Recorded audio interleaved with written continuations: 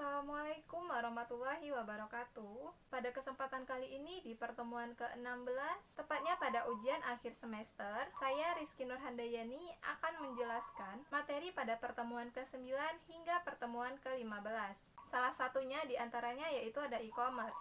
E-commerce menurut Sim Siegel dalam bukunya Muhammad Suyanto, Electronic Commerce atau e-commerce merupakan konsep baru yang bisa digambarkan sebagai proses jual beli barang atau jasa pada internet. Secara umumnya, e-commerce didefinisikan sebagai segala bentuk perdagangan, perniagaan, baik pembelian, penjualan, pertukaran barang atau jasa dengan menggunakan media elektronik. Masuk ke manfaat e-commerce. Yang pertama itu ada memperluas marketplace, yang kedua akses informasinya lebih cepat, dan yang ketiga memperkecil biaya telekomunikasi hingga internet lebih murah dibandingkan fax. Ciri dan karakteristik e-commerce. Yang pertama itu ada otomatisasi, dan yang kedua ada publikasi, yang ketiga ada interaksi, dan yang keempat itu ada transaksi.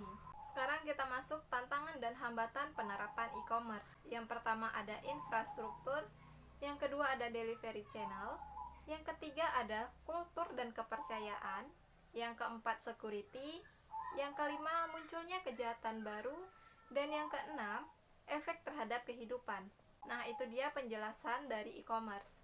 Sekarang kita masuk tentang penjelasan e-business. E-business yaitu kegiatan berbisnis di internet yang tidak saja meliputi pembelian, penjualan, dan jasa, tetapi juga meliputi pelayanan pelanggan dan kerjasama dengan rekan bisnis, baik individual maupun instansi. Fungsi e-business yaitu untuk mensupport bagian marketing, produksi, accounting, finance, dan human resource management. Sekarang kita masuk ke aplikasi e-business. Yang pertama ada ERP atau Enterprise Resource Planning, yang kedua CRM atau Customer Relationship Management, yang ketiga EAI atau Enterprise Application Integration, yang keempat SCM atau Supply Chain Management. Kita masuk ke contoh dari e-business. Yang pertama ada e-banking, yang kedua e-commerce, yang ketiga e-engineering, yang keempat e-learning, dan yang kelima e-marketing. Nah, itu dia dari penjelasan e-business. Sekarang kita masuk ke penjelasan yang ketiga, yaitu e-banking. E-banking yaitu penghantaran otomatis jasa dan produk bank secara langsung kepada nasabah melalui elektronik, saluran komunikasi interaktif. E-banking meliputi sistem yang memungkinkan nasabah bank, baik individu ataupun bisnis, untuk mengakses rekening, melakukan transaksi bisnis, atau mendapatkan informasi produk dan jasa melalui jaringan pribadi atau publik termasuk internet. Sekarang kita masuk ke materi kebutuhan IT dalam perbankan. Teknologi telah dikenal manusia sejak jutaan tahun. Jadi, sejak awal peradaban, teknologi memang sudah ada. Teknologi berasal dari tekne, yaitu cara, dan logos, yaitu pengetahuan.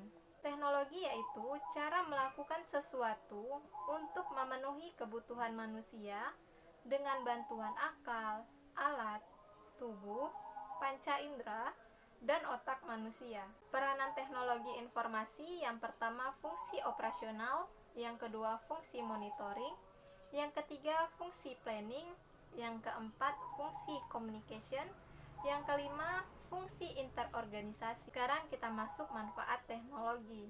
Yang pertama, mengembangkan proses perencanaan yang efektif. Yang kedua, menetapkan investasi yang akan diarahkan pada sistem informasi. Yang ketiga, memudahkan dalam berinteraksi. Sekarang kita masuk ke materi selanjutnya, yaitu kesimpulan dari materi ke-12, di mana sekarang perbankan ini udah serba digital.